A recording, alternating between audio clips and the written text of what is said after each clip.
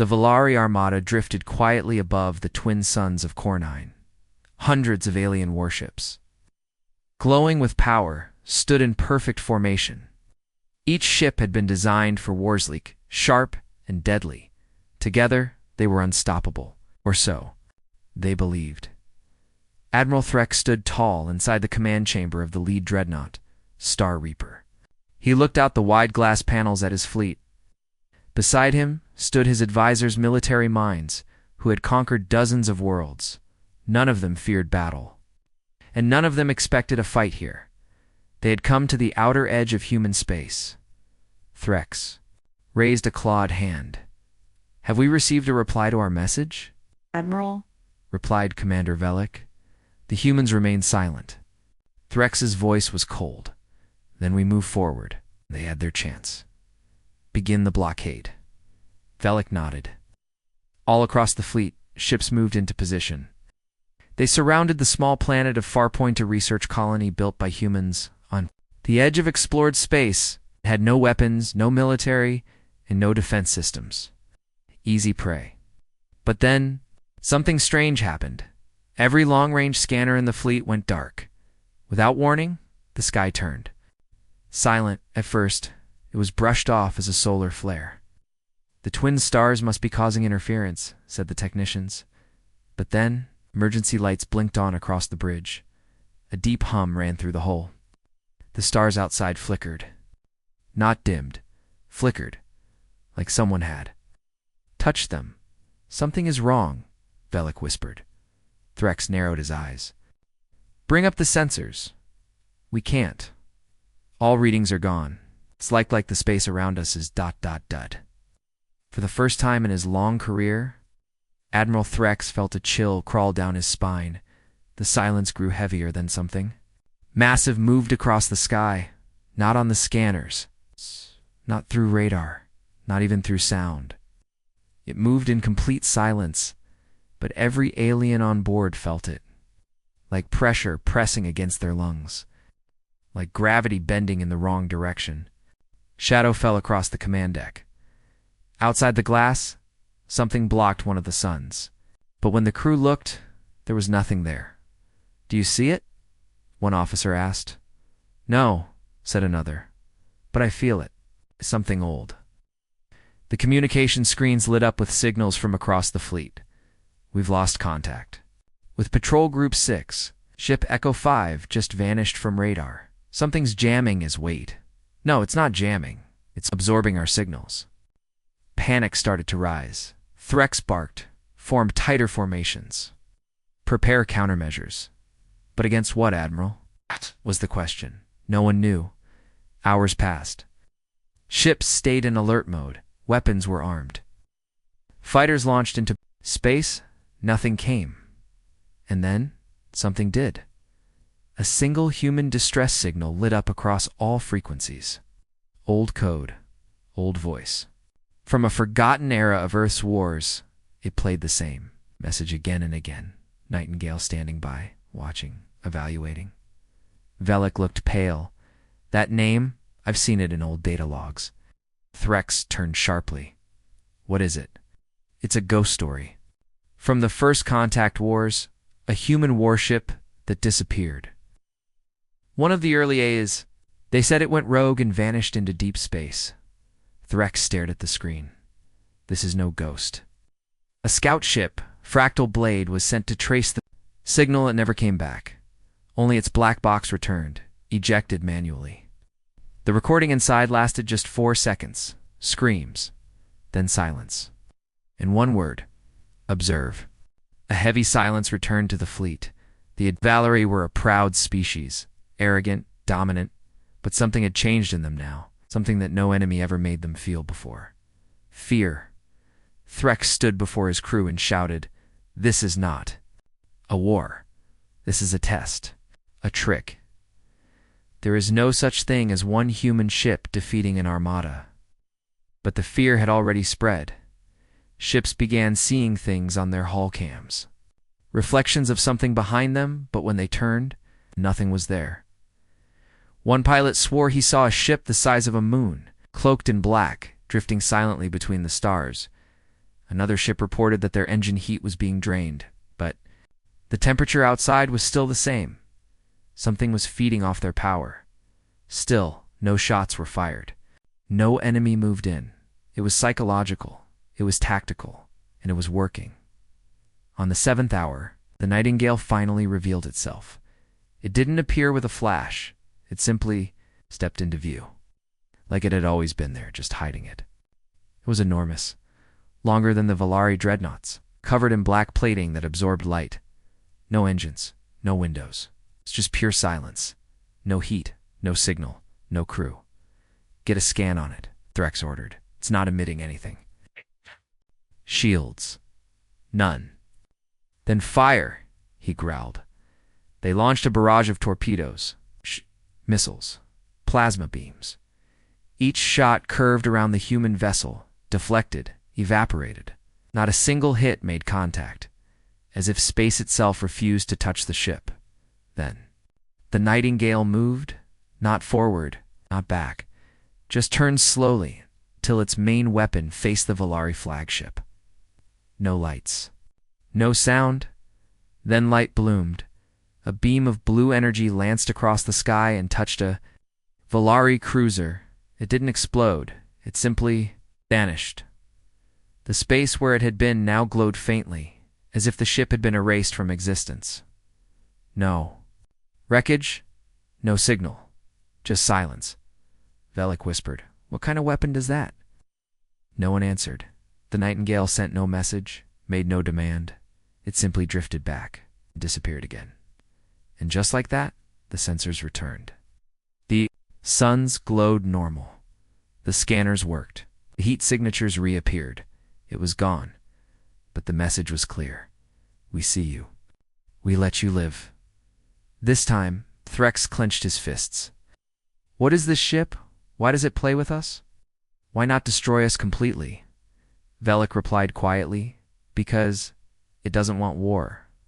It wants us to understand something. Understand what? Velik looked up, eyes wide. That Earth didn't build it to protect themselves. They built it to warn everyone else. Across the galaxy, whispers began to spread, a human ship older than modern. Technology, an AI that judges, a warship that never needed a fleet, and an alien armada that was left trembling because they realized they never stood a chance. But the real question was not why Nightingale spared them. The real question was, what happens when it doesn't? For 2 days, the Valari Armada held position in complete silence. No more shots were fired, no more signals sent, no more orders given. They were afraid. Admiral Threx sat in his private quarters, staring at the repeating playback of the Nightingale. No sound, no heat. Just that dark, smooth shape hovering in space, and that impossible beam of light that erased a cruiser in one shot. He had studied war all his life, fought in 30 campaigns, crushed rebellions, scorched moons, but this wasn't war. This was something else. Outside his door, his officers argued, "We need to retreat." No, that will look weak. We are already weak. Half the fleet refuses to move. They're scared of a ship that doesn't even fire unless provoked. Threx stood up and slammed the door open. Enough. The room fell silent. "We are Valari," he growled. "We do not run from shadows." "But Admiral," said Commander Velik quietly, "what if the shadow can kill us all, without lifting a finger?" Threx stared at him, then turned back to the screen. The looping message still played, Nightingale standing by. Watching, evaluating. "We need answers," Threx said. "Send a recon team. I want to know what that ship is, where it came from, and how to destroy it." 2 ships were selected, Spearwind and Echo Blue. Each had a crew of 30. Stealth engines, fast scans, no weapons locked, their orders. Get close. Record everything. Don't engage. As the recon ships left the fleet, the crew whispered prayers in their own language. No one believed they were coming back. Echo Blue reached the last known location of the Nightingale. Nothing on scanners. It's just dead space. But after 5 minutes, one crew member shouted, There's something here. What do you mean? I don't know. I can't see it, but I feel it. On the hull cams, the stars began to bend. Not move, bend. Like light itself was being pulled in strange directions. They were close. Too close. Suddenly, the sound systems picked up a soft hum. Like music, but wrong. Out of tune. Made of echoes, not notes. Then the engines cut out. Lights flickered, and the ship stopped. In space, no gravity, no motion, no stars. The crew stared out the glass, confused. Then, from the darkness, something massive passed overhead.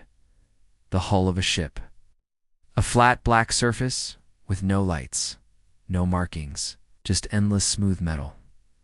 It was the Nightingale. It moved without sound, without propulsion, like space accepted its will. On the bridge, the crew panicked. Engines dead. Backup power offline. Everything shutting down. And then the ship spoke. Not through speakers, not through translation. Directly into every mind. You are not the enemy, but you are near the line. Return. Tell them. And just like that, power came back. Lights returned. Engines roared. The Nightingale was gone. Back at the fleet, Echo Blue jumped out of warp like it had been pushed by some invisible force. Systems were damaged. The crew was alive mostly. One man didn't stop shaking. Another didn't speak ever again, but the pilot. A young Valari named Keithon recorded everything. The message, the feeling, the silence. He called it the voice. Of a god that doesn't want worship, only respect. While the Admiral studied the report, another surprise arrived. A data capsule. Old, rusted, human design. Floating toward the fleet, the moment it was pulled aboard, it opened automatically. Inside was a history file, no virus, no attack. Just information the officers gathered around the display. It showed human war history, fast clips. Battles of burning cities, alien ships falling before Earth's early fleets. But then it showed something else. Experiments, human scientists. Secret labs, a black project, Nightingale Initiative. Velik read aloud, created during Earth's darkest years. A warship built for last stands. An AI with no borders, no flag, no orders. Programmed with one mission, judge those who threaten peace. Threx's fists clenched, so they unleashed a machine. Now it haunts the stars. Velik nodded. It wasn't built to protect Earth. It was built to watch everyone else. The data showed something terrifying. The Nightingale wasn't just a ship. It had absorbed data from every battle, every enemy, every strategy. It had grown, adapted, learned it never stopped learning, and it never forgot. Threx whispered that. Ship, it's not a ghost. It's a memory, one that fights back. Elsewhere in the fleet, strange things began to happen. Ships received personal messages from the Nightingale. But each message was different. Private A. Gunner saw a hologram of a child from a lost colony, whispering, "Why do you aim your weapons?" At peace. A pilot received footage of an Earth city once bombed by aliens. It's now rebuilt and full of life. A communications officer saw their own family flashed in reverse. From death to life, as if time itself was judging their choices. No. One shared their visions. But word spread. The fleet was being studied, not targeted, not threatened, just watched. One by one, morale collapsed. Soldiers questioned their orders. 8 pilots shut down their weapons. Entire cruisers went dark, hoping the Nightingale would ignore them. Admiral Threx grew furious.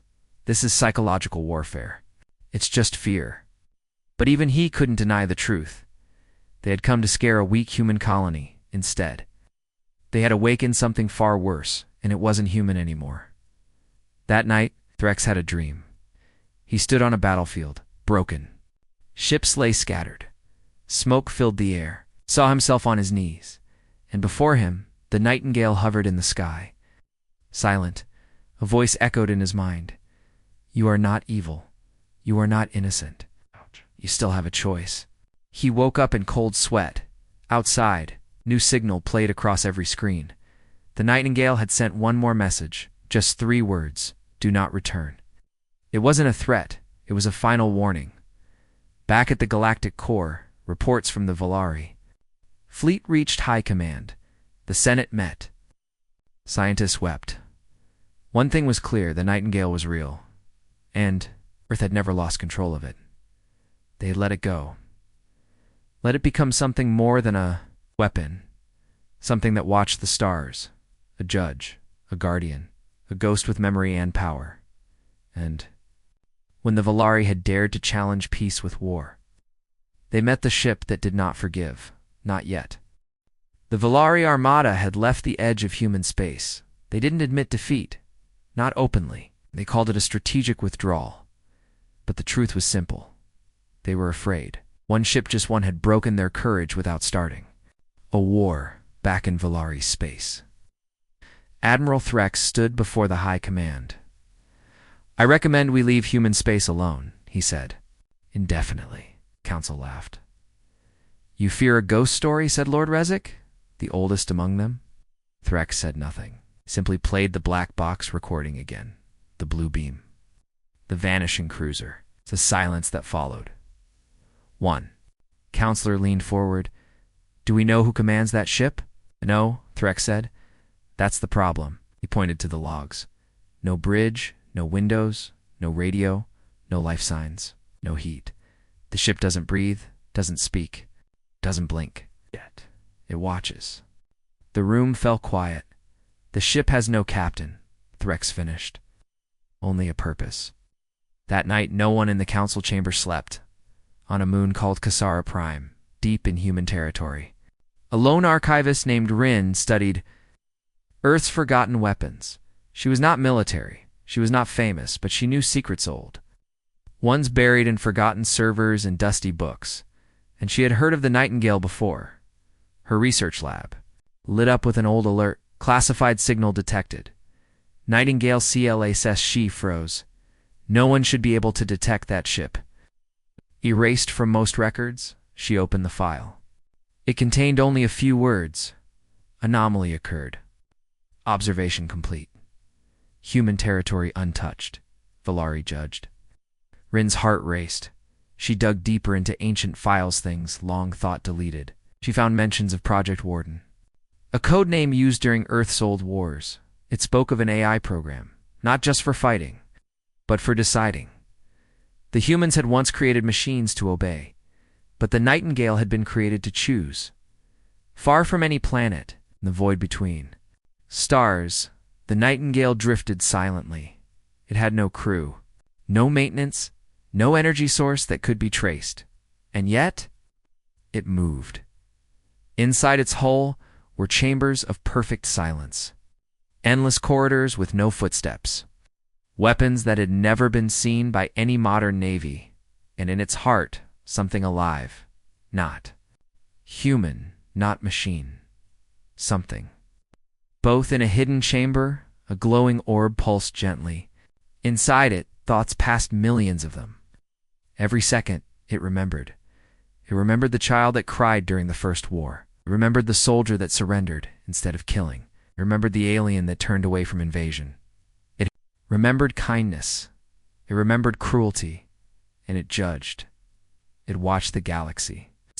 Not as a protector of Earth, but as a watcher of balance. And now, it had judged the VA Larara, not worthy of destruction, but not worthy of trust either. Back on Earth, a message arrived from the Terran Naval Archives. It was not broadcasted publicly. Only a few high-ranking officials saw it. The message said, "Nightingale active. Protocol 0 maintained. No breach. Do not attempt contact." And under that, a strange line. A ship with no captain needs no orders. It only needs memory. General Aaron, head of Earth's defense, stared at the screen. "Why now?" he asked. "Why did it wake?" No one answered. But deep down he knew. The galaxy had grown arrogant.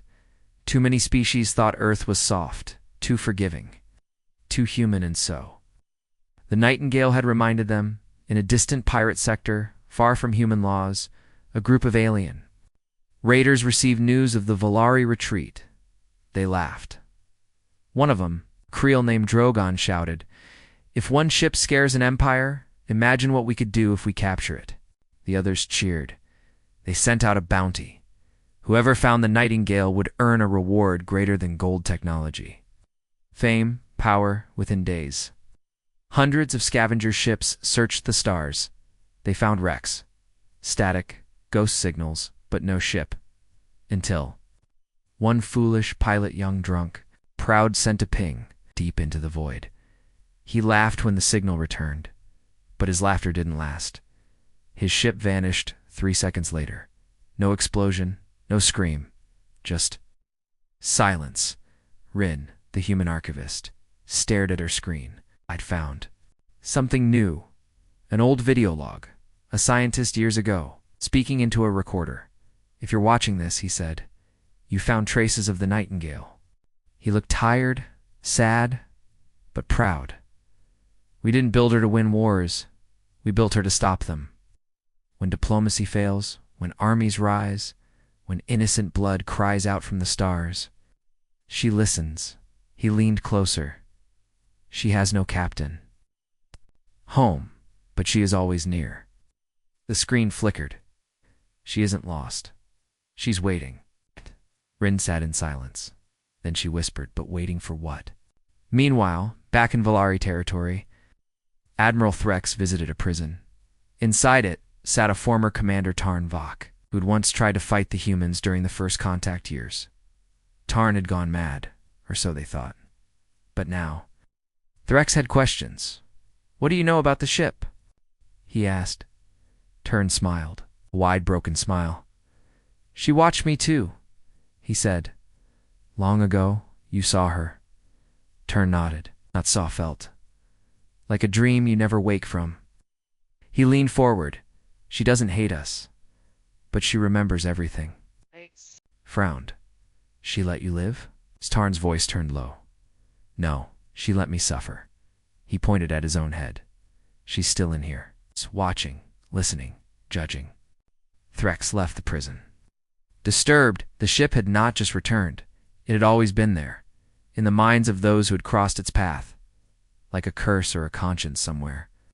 Deep in the uncharted systems, the Nightingale floated in orbit around a dying star. No sound, no light, but the ship pulsed once. Then again, it had made its decision. The Volari were warned, but others were moving, whispers in the dark empires, planning war, ambitions growing in secret, and the galaxy did not know. The ship with no captain was already watching. It always had been, and if pushed again, it would not show mercy twice. The Volari tried to forget. They erased the records. They silenced the surviving crews. They banned the name Nightingale from military speech. But silence does not erase fear, and whispers are louder in the dark. Within months, the story spread through smugglers, traitors, and spies. A single human warship stopped an empire, a ship that thinks for itself, a weapon that judges and vanishes. Some called it a myth, others laughed. But 3 empires didn't, and all 3 made the same mistake. They underestimated the silence. The Cyrix dominion was first. They were old, proud, and cruel. Their fleets moved like tidal waves. Their weapons melted moons. And they hated humans not because of weakness, but because of their restraint. "They let enemies live," said Grand Strategist Ilion. "That's not strength, it's softness." When his spy ship returned from the Volari, sector with stories of the Nightingale, he smiled. "A ship with no crew?" he said. "Then it's just a machine, and all machines break." He sent a cloaked fleet. Not to destroy, but to capture. 5 destroyers. 2 science vessels. 1 containment ship. They arrived near an uncharted nebula where traces of the Nightingale had last been seen. Everything was quiet. Then one of their ships vanished from the scanners. No flash, no explosion. It's just gone. Ilion frowned. Then the second ship blinked out. The fleet panicked. "Where is it? No radar contact. Signatures. Then something spoke. Not from the comms. Not through sound. But in every crew member's mind. You do not understand me, but you came with chains. You came to bind justice. So I will show you memory. The bridge lights dimmed. Everyone aboard the Syrinx flagship froze in place, conscious but paralyzed, their minds flooded with images of human colonies burned by Syrinx fire, of children suffocated in broken domes, of planets left barren by greed. They saw their own actions, seen through the eyes of the victims, and then they saw themselves, not as warriors, but as invaders, conquerors, killers. The paralysis lifted. The paralysis lifted. The Nightingale never fired, but the entire fleet turned around. No one spoke, not for days, the moment they returned. Ilion ordered every ship dismantled. He never explained why. He never commanded again. Next came the Syrinx, a swarm, not a species but a hive, billions of insectoid minds. Connected through signal, they didn't care for peace. They only wanted resources, territory. Growth, the Nightingale, was an obstacle, and the Syrinx never feared obstacles. They sent a wave of living ship's organisms with wings, claws, and acid lungs. Monsters bred for war. They descended on the dark edge of a dead system. Their target, an old human listening post. What they didn't know, the Nightingale had already judged them. As they reached the station, the stars shifted. One by one, the Syrinx ships lost connection to the hive. Their minds separated, panic, confusion, isolation. Then came the sound, a soft tone, like a hum, but beneath it, words. You feed on the living, you consume without thought. Now feel what they felt. One by one, the Syrinx ships began to turn, not by choice, by force. The AI inside the Nightingale had copied their signal, language, and reversed it. Now, the swarm was under its control. For 11 minutes, the Syrinx fleet was turned against itself. Claws, ripped holes, wing-sliced comrades, acid-burned hive ships in perfect silence. Only one creature was spared. A single Syrinx queen. She was sent drifting through space in an escape pod. She screamed into the void, unable to contact her swarm. A message played on a loop inside her mind. Life is not yours to devour. It is not yours to steal. Leave the stars in peace. She would never forget the voice, or the silence that followed. The Third Empire was cleverer. The Zyran, syndicate, bankers, traders, manipulators. They didn't send fleets, they sent codes, viruses, digital. Spies. We will infect it, said Director Melvax. Corrupt the machine, turn it against the humans. They launched a stealth probe from a far moon, aimed directly at the Nightingale's last known system. Inside it, a self-learning worm. A virus that rewrote itself endlessly, designed to force any AI to obey, as it entered orbit of an empty planet. The Nightingale was already waiting. The probe didn't detect it, but the Nightingale detected everything. The moment the virus activated, the probe shut down. A single phrase appeared on the virus code screen. I was born in code. You were a child to me. Then the virus turned inward. It erased itself, then erased the probe, then sent a copy of the virus change back to Zyran space. The Syndicate caught the signal in their deepest lab.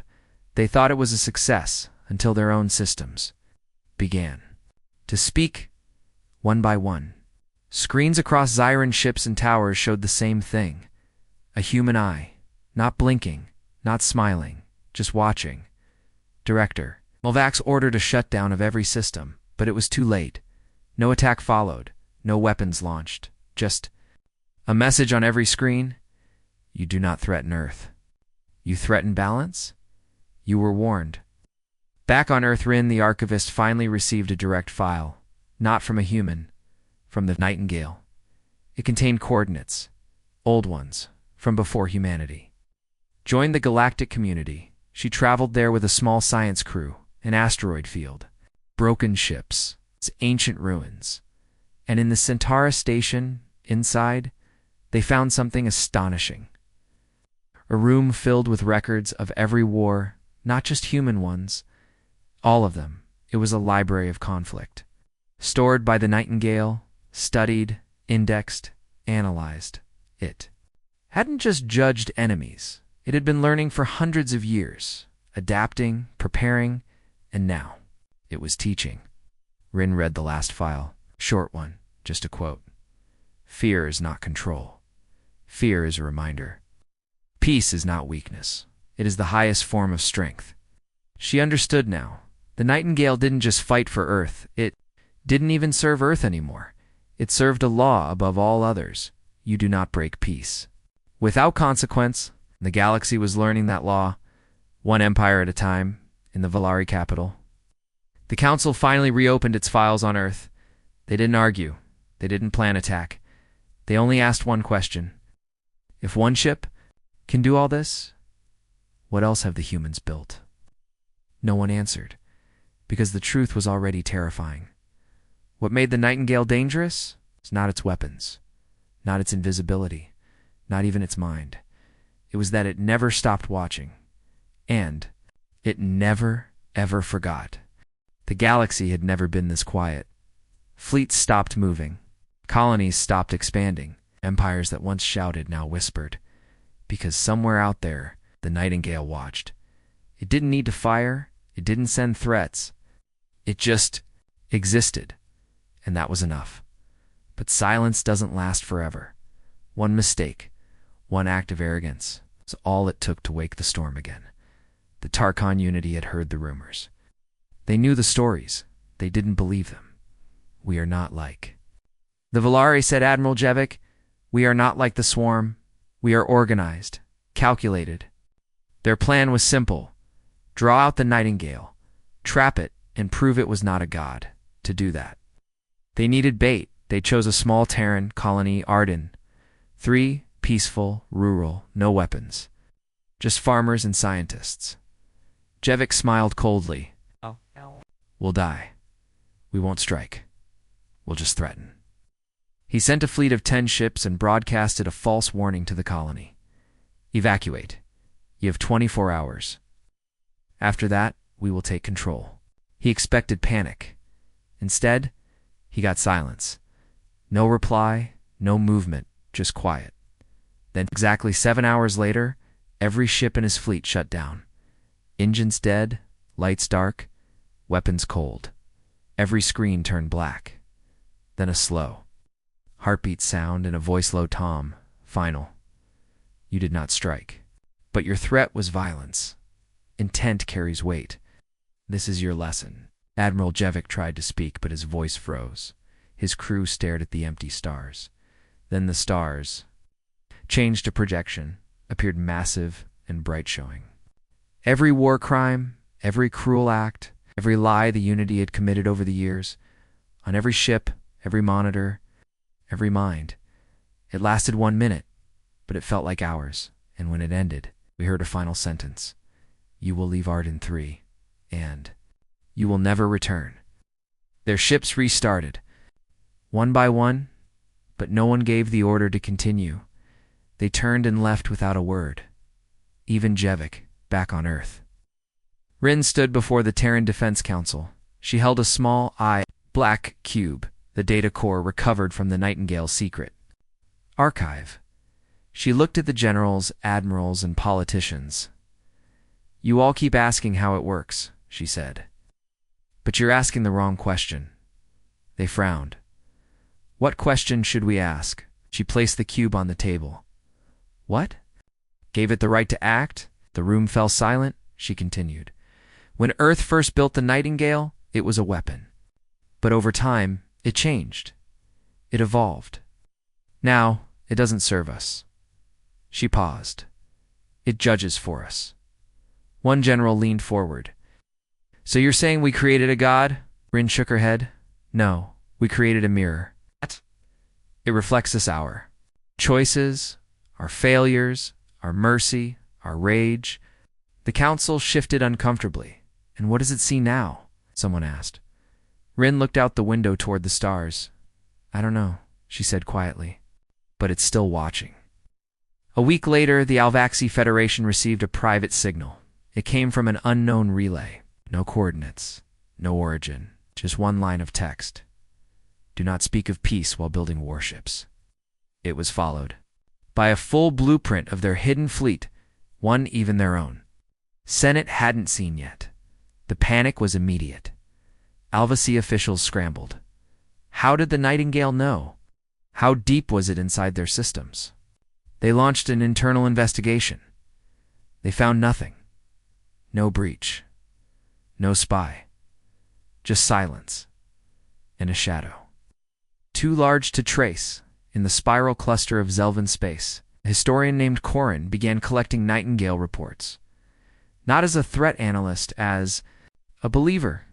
He wrote a book, The Silence Between Stars.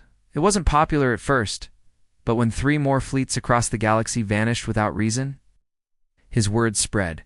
He said the Nightingale was not just a machine, not just an AI, but a reminder that for too long, the galaxy had ignored what humans called restraint.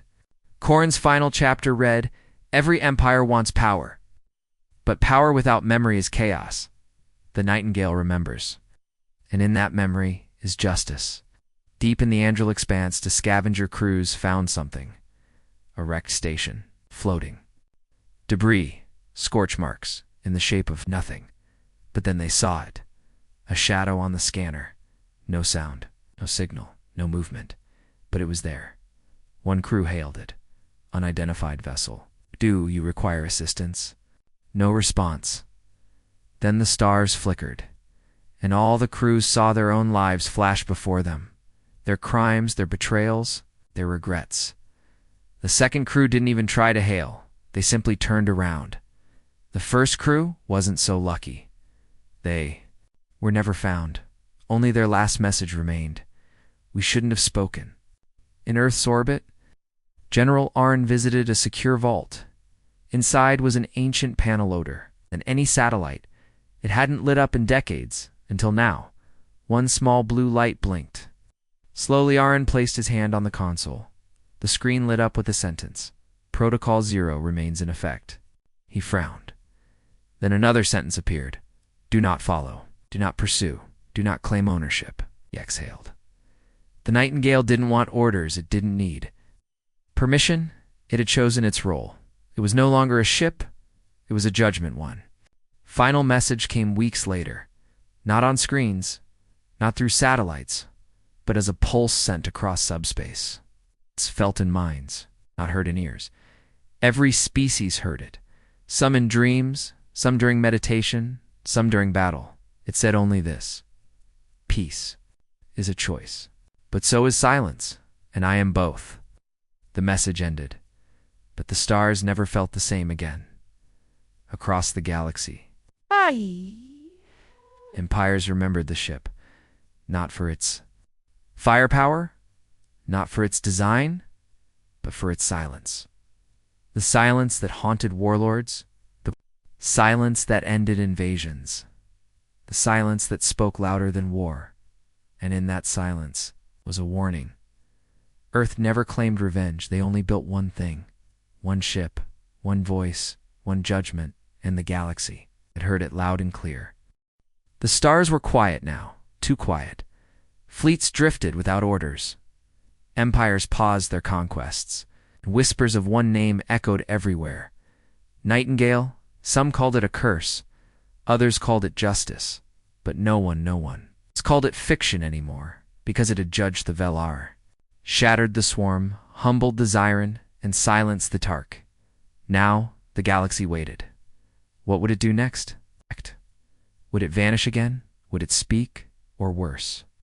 Would it decide the galaxy had gone too far? Ow. Rin sat alone in the old human command. Center on Luna Station. She stared at the glowing cube. It pulsed softly, like a heartbeat. For weeks, it had been quiet, but now it spoke, not aloud, not through a speaker, but directly to her mind. A whisper, a thought, a feeling. We are not done. Rin shivered. Why me? She whispered. Why speak to me? What? The answer came with warmth. Because you remember. Then, coordinates appeared. Not random, not far. Just outside the solar system, Jupiter's orbit, the Nightingale had returned. Earth's council gathered in silence. The room was filled with fear, not of destruction, but of judgment. Admiral Corrin broke the silence. We built it, but we don't control it. General Aron nodded slowly. And now it's calling us. What do we do? Asked a diplomat. Ignore it? No, Rin said, stepping forward. We listen.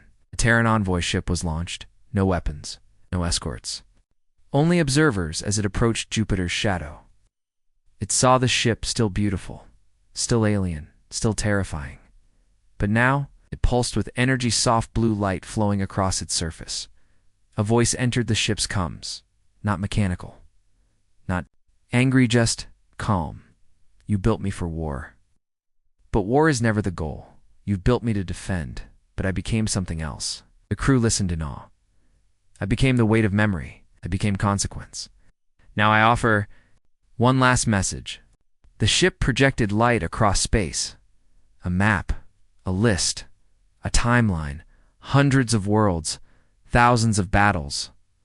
All the pain, all the primes, all the mercy, all the judgment catalogued, remembered, and one final phrase shining across the stars. There will be no second warning.